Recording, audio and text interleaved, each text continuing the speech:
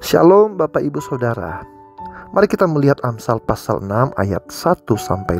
Demikian firman Tuhan. Hai anakku, jikalau engkau menjadi penanggung sesamamu dan membuat persetujuan dengan orang lain, jikalau engkau terjerat dalam perkataan mulutmu, tertangkap dalam perkataan mulutmu, buatlah begini, hai anakku, dan lepaskanlah dirimu, karena engkau telah jatuh ke dalam genggaman sesamamu.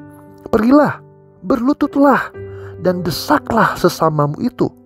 Janganlah membiarkan matamu tidur dan kelopak matamu mengantuk. Lepaskanlah dirimu seperti kijang daripada tangkapan, seperti burung daripada tangan pemikat.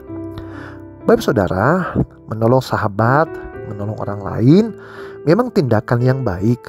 Namun kita perlu melakukannya dengan bijaksana. Penting untuk berpikir panjang sebelum mengambil keputusan. Karena jika kita salah dalam menentukan langkah, kita harus segera bertindak untuk memperbaikinya. Misalnya ketika kita bertemu dengan seorang sahabat di sebuah rumah makan atau restoran, dan tiba-tiba setelah makan dia berkata, "Tolong bayarkan tagihannya ya."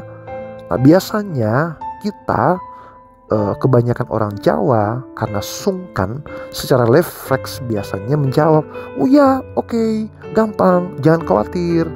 Itu kita lakukan tanpa mempertimbangkan situasi. Kita belum tahu padahal berapa besar tagihan tersebut dan apakah uang yang kita miliki cukup untuk membayarnya. Jika tidak, kita yang akan malu. Oleh karena itu, Bapak Saudara, lebih baik dan lebih bijak jika kita bertanya terlebih dahulu, berapa total tagihannya? Apakah kita punya cukup uang untuk membayarnya?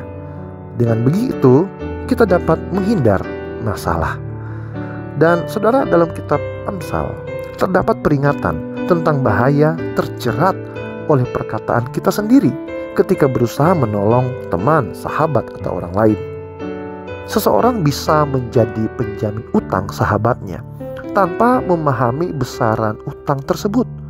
Dan setelah beberapa saat berpikir, kita mungkin menyadari bahwa jika utangnya sangat besar dan penjamin tersebut bisa kehilangan seluruh harta miliknya, bahkan mungkin status sebagai orang merdeka dan berisiko dijual sebagai budak atau semacam itu. Jadi, saudara, ketika seseorang menyadari kesalahannya, Amsal mengajarkan agar segera mengambil tindakan untuk melepaskan diri dari jeratan tersebut. Segeralah mendekati orang yang bersangkutan, berlutut, dan selesaikan masalahnya secepat mungkin, agar hidup kita tidak hancur akibat perkataan yang tidak dipikirkan dengan matang. Nah, dalam Amsal juga disebutkan tentang kijang dan burung. Keduanya lincah dalam menyelamatkan diri.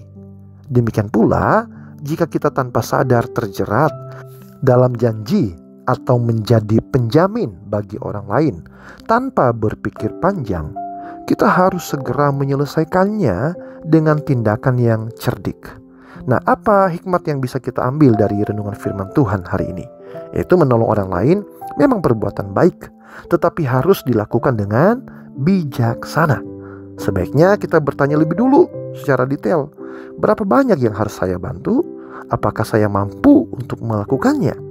Jika kita sudah terlanjur mengatakan iya atau setuju menjadi penjamin tanpa mengetahui besaran utang, kita bisa terjebak dalam masalah. Oleh karena itu saudara, dalam setiap tindakan kita sehari-hari, ingatlah bahwa berbuat baik memang perintah Tuhan, tetapi kita juga harus menjadi orang yang bijaksana. Hati-hati agar niat baik kita untuk menolong orang lain tidak berujung pada kerugian bagi diri kita sendiri dan bahkan keluarga kita. Tuhan Yesus memberkati. Shalom.